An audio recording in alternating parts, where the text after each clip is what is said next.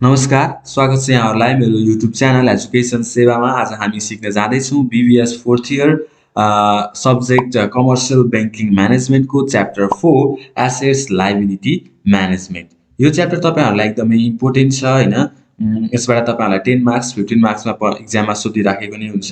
त्यसैले यो भिडियोलाई अन्तिमसम्म हेर्नु होला, तपाईँहरूलाई एकदमै हेल्पफुल हुनेछ। र भिडियो सुरु गर्नुभन्दा पहिला यदि मेरो च्यानलमा तपाईँहरू नयाँ हुनुहुन्छ भने च्यानललाई सब्स्क्राइब गर्न नछुटाउनु होला र भिडियोलाई लाइक पनि गरिदिनु होला र तपाईहरुको साथीहरुमाझ शेयर पनि गरिदिनु होला।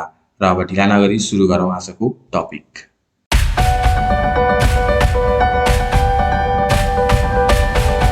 र सुरुमा रहेको छ यसको डेफिनेसन। एसेट्स लायबिलिटी म्यानेजमेन्ट भनेको के हो त भनेर हामीले सुरुमा बुझ्नुपर्ने हुन्छ। Assets liability management is the process of managing the use of assets and cash flows हैन। कुनै पनि एउटा हामी यहाँ स्पेशली ब्याङ्कको पढ्ने हुनाले ब्याङ्कले चाहिँ अब आफ्नो एसेट्स क्याश फ्लोहरू कसरी म्यानेज गर्छ हैन, जसले गर्दा चाहिँ to reduce the firm's risk of loss from not paying a liability on time. यदि लायबिलिटी टाइममा नतिर्ने हो भने त्यसबाट हुने लसहरूबाट बच्नको लागि एसेट्सहरू त्यस्तो लायबिलिटिजहरू कसरी म्यानेज गर्ने त भनेर हामी यहाँ सिक्नुलाई नै यहाँ पढिन्छ। त्यसलाई नै हामी एसेट्स लायबिलिटी म्यानेजमेन्ट भन्छौँ हैन।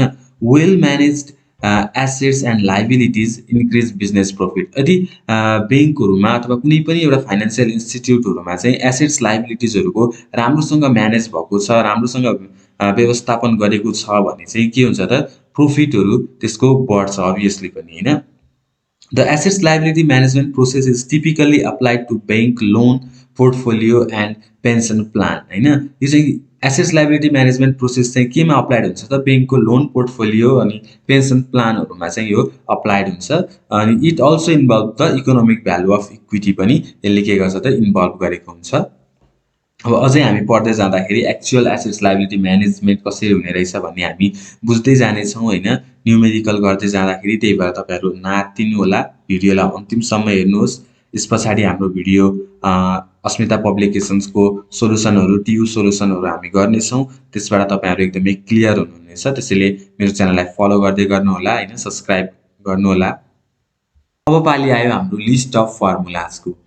लिस्ट अफ फर्मुलामा सुरुमा छ नेट इन्ट्रेस्ट इन्कम। तपाईहरु देख्न सक्नुहुन्छ स्क्रिनमा net interest income. Net interest income भनेको के हो त?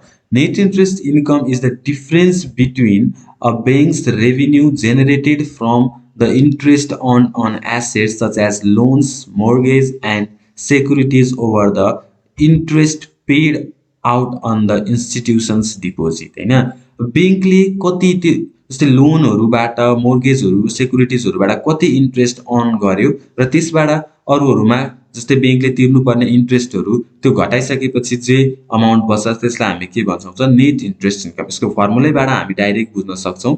Net interest income NII equals to total interest income हैन।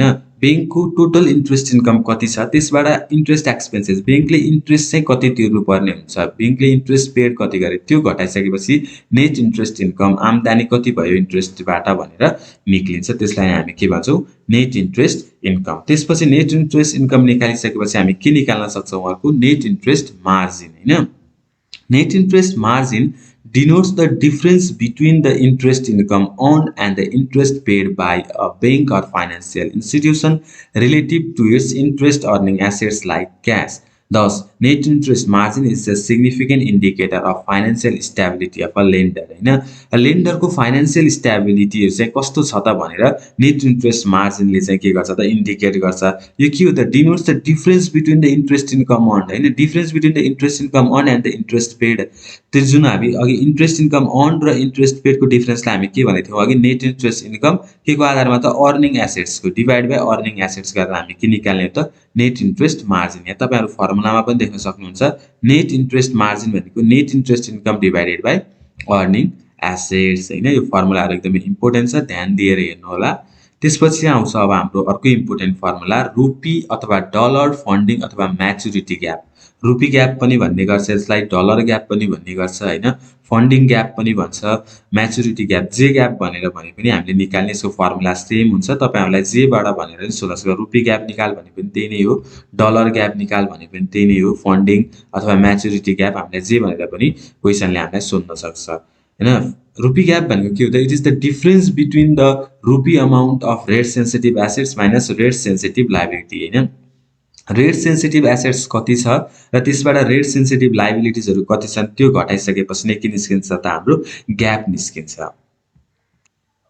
र तपाईहरुलाई रेट सेन्सिटिभ भनेको के हो भन्ने लागिरहेको होला एउटा हुन्छ रेट सेन्सिटिभ र अर्को हुन्छ नन रेट सेन्सिटिभ हुन्छ रेट सेन्सिटिभ भनेको चाहिँ इन्ट्रेस्ट रेट मा चेन्जेसहरु आउँदाखेरि इन्कममा केही पनि असर गर्दैन भने त्यसलाई हामी नन रेट सेन्सिटिभ भन्छौं र इन्ट्रेस्ट रेटमा परिवर्तन आउँदा चेन्जेसहरु आउँदा हाम्रो इन्कममा पनि असर गर्छ भने त्यसलाई हामी के भन्छौं त रेट सेन्सिटिभ भन्छौं हैन रेट सेन्सिटिभ भनेको तपाईहरुले बुझिनै सक्नुभयो अझै हामी हिसाब गर्दै जाँदा तपाईहरु अझै क्लियर हुनुहुन्छ ग्याप रेशियो छ त्यसपछि हाम्रो ग्याप रेशियो भनेको जुन अघि हामीले निकाल्यौं ग्याप त्यसलाई डिवाइडेड बाइ टोटल एसेट्स गरिदियौ भने ग्याप रेशियो हाम्रो निस्किन्छ त्यसपछि अर्को छ interest sensitive ratio interest sensitive ratio भनेको rate sensitive assets divided by rate sensitive liability गर्छौं हामी अर्को छ change in net interest income जसलाई हामी डेल्टा एनआईआई ले डिनोट गर्छौं हैन नेट इन्ट्रेस्ट इन्कममा चेन्जेस कति आयो त भनेर निकाल्नलाई हामीले के फर्मुला युज गर्छौं त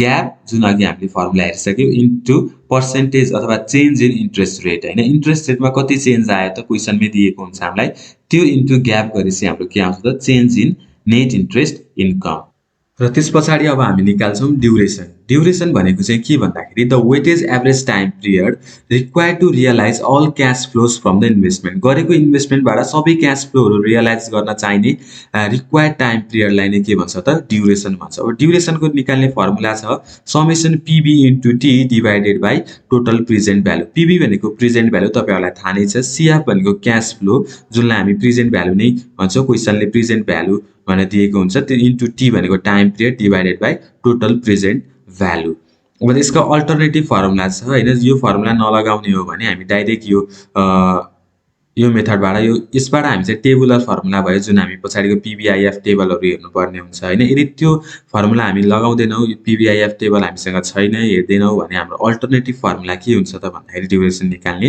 1 + y divided by y y भनेको के हो त यील्ड टु म्याच्युरिटी एउटा म्याच्युरिटी पिरियड दिएको हुन्छ त्यसलाई हामी y भन्छौं प्लस 1 + y + n भनेको त्यहाँ इयर दिएको हुन्छ 1 2 3 कति वर्ष छ त्यति वर्षलाई हामी n भन्छौं 1 - y डिवाइडेड बाइ c भनेको चाहिँ कुपन रेट दिएको हुन्छ अनि 1 + y को पावर n - 1 + y गर्दिन्छौं अनि हामी के निकाल्छौं त ड्युरेसन निकाल्ने दुईटा फर्मुला छ एउटा टेबुलर फर्मुला जुन हामी पीबीआईएफ टेबल हेरेर गर्न सक्छौं र अर्को जुन छ अल्टरनेटिभ जुन हामीलाई पीबीआईएफ टेबल चाहिदैन हामी डाइरेक्ट निकाल्न सक्छौं र हामी यसलाई फर्मुला दुईटै फर्मुला हामी युज गरेर हामी न्यूमेरिकल गरेर मैले तपाईहरुलाई देखाउने छु पछिल्लो भिडियोहरुमा हेर्नु होला अब यो त्यसपछि छ अब हाम्रो मोडिफाइड ड्युरेसन निकाल्ने मोडिफाइड ड्युरेसन निकाल्नु पनि एकदमै इम्पोर्टेन्ट छ मोडिफाइड ड्युरेसन भनेको के हो भन्दाखेरि modified duration is a formula that express the measurable change in the value of the security in response to the change in the interest रेटमा चेन्ज आउँदाखेरि हैन त्यसको भ्यालु अफ द सेक्युरिटी जुन हामीले सेक्युरिटीहरुमा लगानी गरेको हुन्छ त्यसको भ्यालुमा चाहिँ कति परिवर्तन आउँछ त भन्ने निकाल्नुलाई नै हामी के भन्छौं त मोडिफाइड ड्युरेसन यसको फर्मुला के छ त भन्दा modified duration is equals to duration जुन अघि हामीले माथि निकाल्यौं divided by 1 + r by c r भनेको चाहिँ हामीलाई रेट दिएको हुन्छ डिवाइडेड बाइ c भनेको जस्तै क्वार्टरली भनेको छ भने डिवाइडेड बाइ 4 गर्छौं सेमी एनुअली भनेको छ भने डिवाइडेड बाइ 2 गर्छौं र रेट भनेको चाहिँ क्वेशनले दिएको नै हुन्छ र पर्सेन्टेज चेन्ज इन प्राइस अर्को इम्पोर्टेन्ट छ पर्सेन्टेज चेन्ज इन प्राइसमा कति पर्सेन्टले चेन्ज आयो त भनेर निकाल्दाखेरि माइनस मोडिफाइड ड्युरेसन है मोडिफाइड ड्युरेसन जति आएको छ त्यसलाई हामी माइनसमा लेख्छौं minus modified duration into basis point change in yield हैन कति बेसिस पोइन्टले चेन्ज भयो त भनेर हामीले क्वेशनले दिएको हुन्छ डिवाइडेड बाइ 100 गर्छौं त्यसपछि अर्को छ ड्युरेसन ग्याप अघि हामी माथि पढेको थियौं रुपी ग्यापलाई हामी ट्रेडिसनल मेथड भन्छौं भने हाम्रो यो ड्युरेसन ग्यापलाई चाहिँ मोडर्न अप्रोच अथवा मोडर्न मेथड भन्छौं यो ड्युरेसन ग्याप भनेको के हो भन्दा it is the used as a measure of interest rate sensitive that explain how a change in market interest rate affect the market value of bank assets liability and its net worth or equity हैन अब interest rate सेन्सिटिभहरु जस्तै interest रेटमा change आउँदाखेरि हैन market interest रेटमा change आउँदाखेरि बैंकको एसेट्समा के परिवर्तन आउँछ, लायबिलिटिजमा के परिवर्तन आउँछ, नेटवर्थ अर इक्विटीमा के कस्तो परिवर्तन आउँछ त त्यो निकाल्नेलाई नै हामी के भन्छौँ, ड्युरेसन ग्याप। ड्युरेसन ग्यापलाई हामीले डिजिएपी डी ग्याप भन्छौँ। त्यसको फर्मुला छ duration assets DA minus weight into duration लायबिलिटिजलाई हामी के भन्यौँ, डिएल भन्यौँ। अब वेट कसरी निकाल्छौँ त, लायबिलिटिज डिभाइडेड बाई एसेट्स गरेर हामी के निकाल्छौँ, वेट निकाल्छौँ।